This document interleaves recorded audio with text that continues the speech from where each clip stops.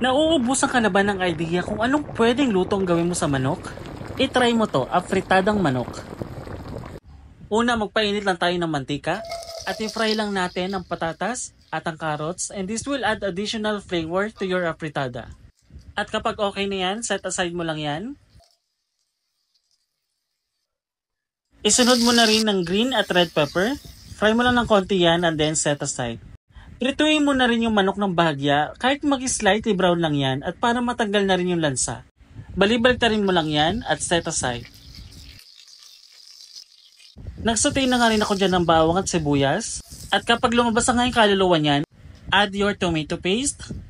Make sure lang na magisa ng maayos ng tomato paste para hindi umasim. At pag nagisa mo niyan, balik lang natin yung mga chicken na na-fry natin kanina. Then haluin mo lang ng maayos para mag-spread yung lasa ng tomato paste.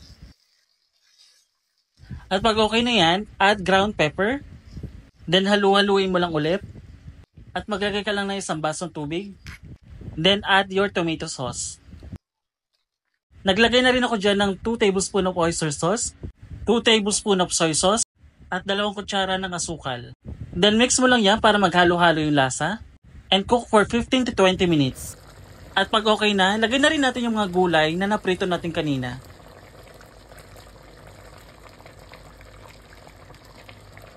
Optional lang to, naglagay ako ng butter at sinabay ko na rin ng mga hotdog. Halu-haluin mo nga lang yan. At ito isa pang optional to, kung gusto nyo maglagay, okay lang, green beans. Pero kung walang available, okay lang din naman. Halu-haluin mo lang and then cook for another 5 minutes. And we're done! Kaya ano pang hinahantay nyo mga ka-home cooking? I-try nyo na!